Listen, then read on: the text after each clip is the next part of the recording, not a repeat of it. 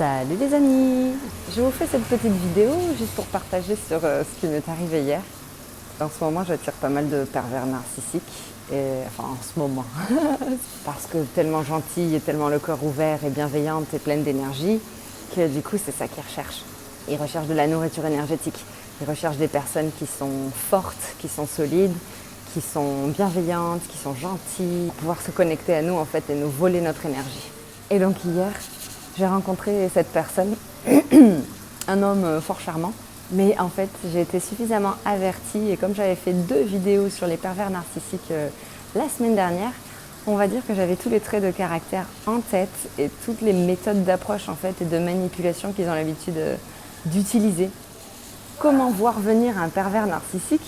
Pour vous raconter un petit peu, il arrive à notre point de rendez-vous et là il apporte 2 petits sachets avec une espèce de petite chocolatine pain au chocolat et des petits croissants. Donc je suis à Bali, c'est difficile de trouver ce qu'il avait trouvé, mais il apporte 2 petits sachets à notre premier rendez-vous. Alors là, bien sûr, l'effet a été juste magnifique. J'ai fait waouh! Premier point, je me dis waouh, c'est génial, en fait, c'est super. Mais quand même, je restais sur mes gardes. Je m'étais dit, tiens, je vais aller à ce rendez-vous, ce premier rendez-vous. Et je ne vais pas tout donner comme à mon habitude et toute mon attention et tout ça. Ensuite, il commence à parler de lui. Il me dit qu'il est un éternel romantique et que voilà, il a toujours cru en l'amour. Ensuite, il me parle de sa vie et à partir du moment où il a commencé à parler, il est reparti de très loin et puis il a terminé jusqu'à maintenant, il avait 41 ans. Il continue de parler, mais c'est qu'en fait, il a continué à parler de lui pendant un moment. Suite à ça, j'attends en fait qu'il me demande « Et toi, alors, ta vie, qu'est-ce que tu as fait? Raconte-moi un petit peu tes expériences. » Et je dois vous dire que la question n'est jamais arrivée. Il avait repéré que j'étais nomade et qu'il fallait qu'il me dise des choses pour qu'on puisse se rendre compte qu'on était les mêmes. Il m'a parlé 20 minutes, une demi-heure de lui, de tout ce qu'il avait fait, de l'Alaska, de ci, de ça. Je me suis dit, waouh, mais cet homme est parfait, c'est vraiment un homme qui me correspond. Et là, à ce moment-là, mon radar qui s'est mis en alerte et je me suis dit, oh là, c'est trop parfait dès le départ. Attends, ça fait une demi-heure, 1 heure. T'as les croissants, t'as un mec romantique en face de toi qui a exactement la même vie que toi, qui est juste très beau, très gentil, très avenant. D'ailleurs, dans sa manière de parler, j'avais remarqué qu'il enlevait des caisses. Je me suis demandé au départ, j'ai ma petite voix qui m'a dit « Mais pourquoi il n'est pas naturel ?» Après ça, je me suis mise en mode observatrice. Et alors, si vous voulez, petit à petit, j'ai commencé à mettre bout à bout les petites choses. Les croissants, le mec romantique, tout qui est pareil dans ma vie et dans la sienne. Le fait qu'il soit ultra poli, ultra avenant, qu'il se soit habillé super bien, alors qu'il faisait hyper chaud. Tac, tac, tac, tac. Et là, je me suis dit, oh bordel, c'est un narcissique. Mais j'en étais pas sûre à ce moment-là. Donc, j'ai continué d'observer, mais avec cette lucidité. Et je paye la note parce que je me dis à ce moment-là, c'est vraiment super sympa. Et puis, bon, moi, je suis pour le partage, donc ça ne me gêne pas. Et puis, si vraiment il a envie d'être galant, comme il le dit, il paiera la note. On va marcher. On papote encore et là, c'est là que j'ai vu le côté vraiment très très narcissique. J'ai essayé de parler un petit peu de moi, mais je voyais qu'il ne répondait pas par rapport à ce que je disais. Il n'avait pas d'intérêt sur ce que j'avais vécu réellement en fait. Donc j'ai remarqué 2-3 fois que je lançais un truc et qu'il ne rebondissait pas ou qu'il ne montrait pas d'intérêt par rapport à ce que je racontais. Et j'ai senti rapidement en fait que ça servait à rien de m'épancher parce qu'il n'était pas ce genre de personne qui va dire « Ah bon, et c'était comment? Et qu'est-ce que tu as fait ?» Quelqu'un qui va montrer des questions, qui va montrer un intérêt pour ce que vous êtes. On s'assoit et là il a continué de parler et on a parlé de narcissisme et tout ça. Il m'a dit « Ah non mais moi je m'adore, je m'aime tel que je suis, j'aime mon corps. » Et puis on voyait que c'était quelqu'un qui avait construit en fait son image, qui avait eu besoin de s'aimer pour justement faire face à l'adversité et au monde et que donc personne ne lui enlèverait ça. Ce que je comprends, hein, c'est très important d'avoir une bonne image de soi. Mais là, je voyais que c'était déséquilibré. Donc je lui ai dit, oui, tu sais, moi j'ai fait une vidéo justement la semaine dernière sur les pervers narcissiques. Et il me fait, ah bon?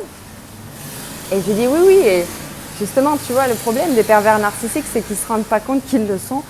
Et qu'en fait, le problème, c'est qu'ils blessent les gens. Et là, il me dit, hein? Bah oui, mais les gens, s'ils sont blessés, c'est leur problème. Je dis oui, mais bon, ça vient de cette personne-là parce qu'elle est tellement centrée sur elle-même qu'elle ne se rend pas compte en fait qu'elle n'écoute pas les autres et qu'elle n'a que sa propre opinion en vue. Ah oui, non, mais c'est leur problème. S'ils sont blessés, c'est parce qu'ils ont des choses à régler avec eux-mêmes. Je dis oui, mais tu sais, il y a des gens qui sont très sensibles, qui sont adorables. Dans un monde équilibré, on se donne tous de l'écoute, de la patience et du temps. Ça ne m'intéressait pas du tout ce que je disais.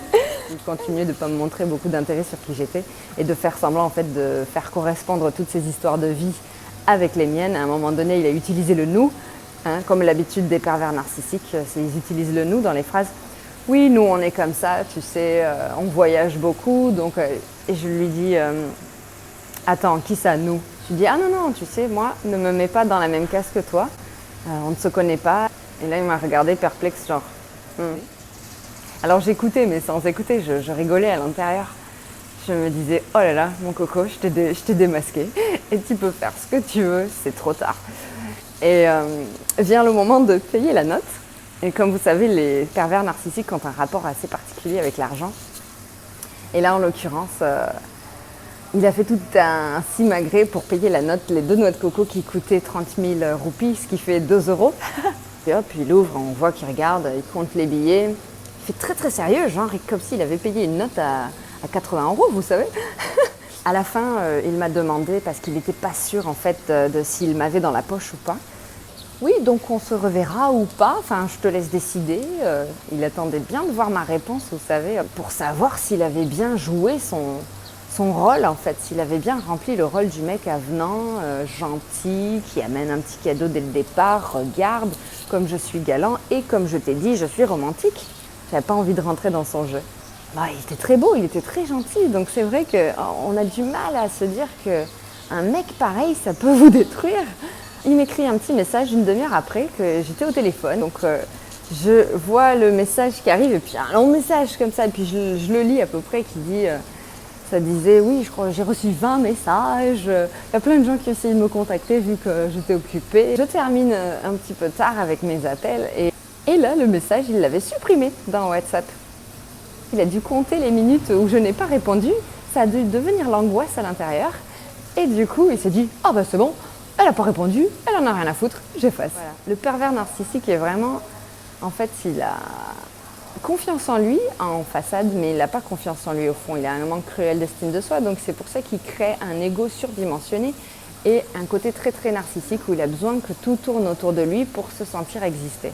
Donc si vous ne lui renvoyez pas des sensations, des réactions de « oh oui, tu es beau, tu es fort », ça ne lui convient pas.